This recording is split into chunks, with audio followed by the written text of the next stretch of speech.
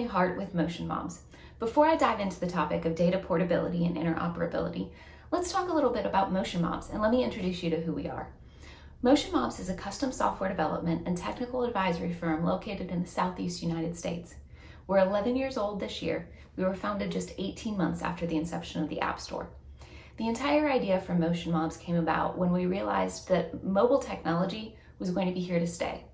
We knew that businesses were going to need help making the transition from their very traditional desktop web browser into this new world of handheld technology. Over the past decade, we've had the opportunity to see businesses grow out of applications where they used to just be utilities. Now they're fully functioning companies. To make sure that we go into this conversation with the right frame of mind, let's first talk about the sheer scale of the app ecosystem. So when you look at both the Apple App Store and Google Play, there are over 4 million apps that are available. When we start thinking about things like antitrust, digital competition, data portability, interoperability, we tend to focus on the really, really big players. We start thinking about companies like Facebook and all the apps that they own. We start thinking about conglomerates like Amazon, who seem to have a control over everything that they touch. And the reality is, the top 1,000 apps in the market, remember, that's out of over 4 million apps. Those top 1,000 apps account for more revenue annually than 25,000 apps that may be average performers in the market. And the average app is really only producing about 15,000 euros per year. We're not talking about massive applications that take up the majority of the market. In reality, it's a very small fraction of a percent of the apps that are available who actually become big players in the market. Before we start talking about moving data from one place to another and perhaps back again, it's important that we talk about who really owns data. It depends a lot on the kind of data that we're talking about. Nobody would dispute that my personal information about me, my email address, my phone number, my name, things like that, are distinctly mine. And nobody's really going to argue that my health data is probably mine too. But the truth is, health data is a big reason why we're even having this conversation.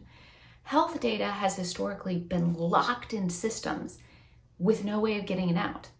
The electronic medical record systems capture these charts and these records for care providers, but they don't necessarily always offer an interface for patients to be able to get their own records.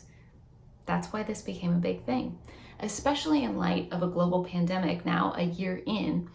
People are realizing how important it is for them to have access to their own medical records. It gets a little sticky though when we start looking at conversations, interactions, and activity that may happen within an app environment.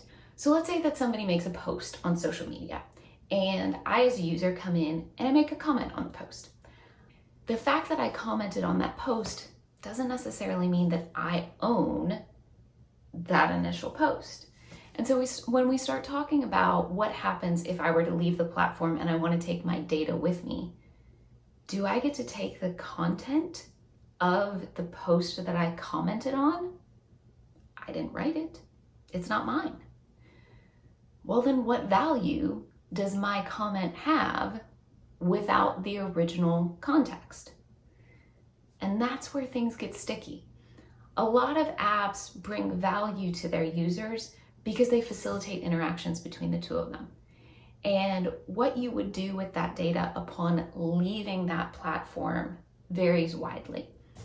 This is what gets us into competition and differentiation in the market. To put it in real world terms, think about how two cafes may be able to offer the exact same cup of coffee and the exact same pastry, but the experience of consuming that meal in that environment could be dramatically different. And that's what we see in the app ecosystem, where the experience that a user has while interacting with whatever data set it happens to be can vary wildly between different applications. It's the way that I'm interacting with that data that actually gives that app a competitive advantage. That's what makes them different, and it's what keeps users coming back to that app because they enjoy that experience and they want to keep doing it over and over. In understanding how data could potentially be made portable or interoperable depends an awful lot on whether this information that we're talking about, this data, is rather independent or if it's very interactive.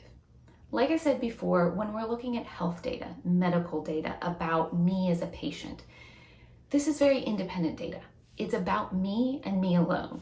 I have care providers who are probably involved with it who may have recorded conditions, diagnoses, progress, and things like that about me particularly.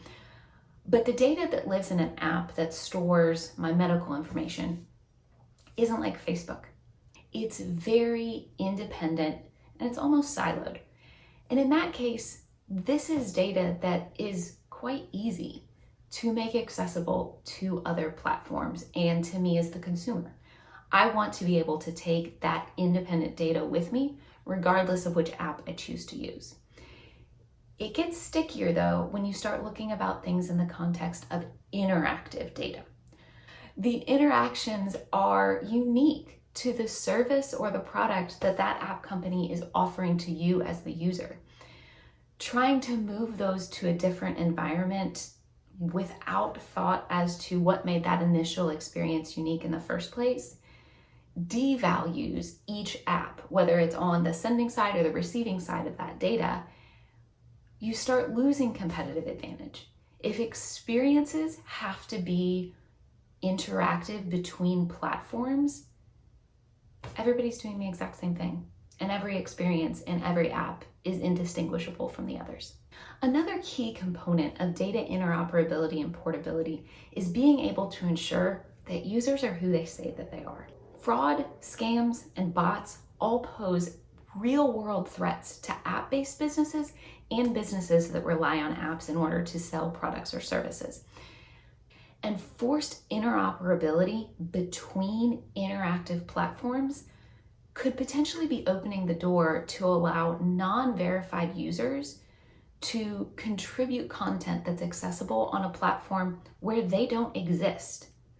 All of a sudden, our messenger apps that we've come to rely on as being secure ways to communicate with each other suddenly become just like email.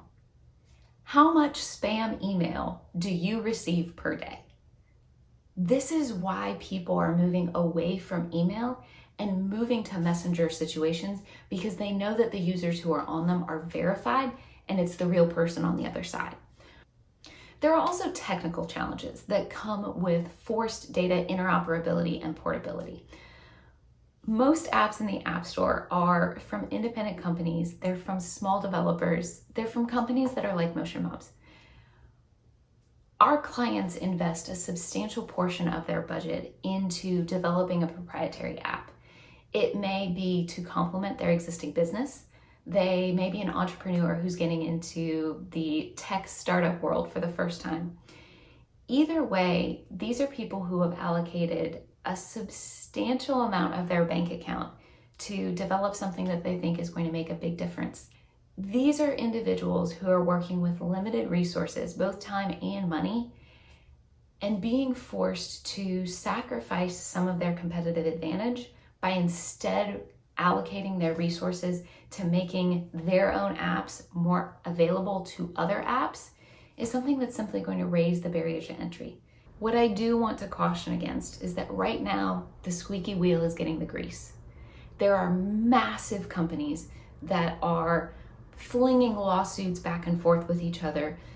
Countries, continents are trying to figure out, how do we deal with tech companies that have wildly overstepped their bounds?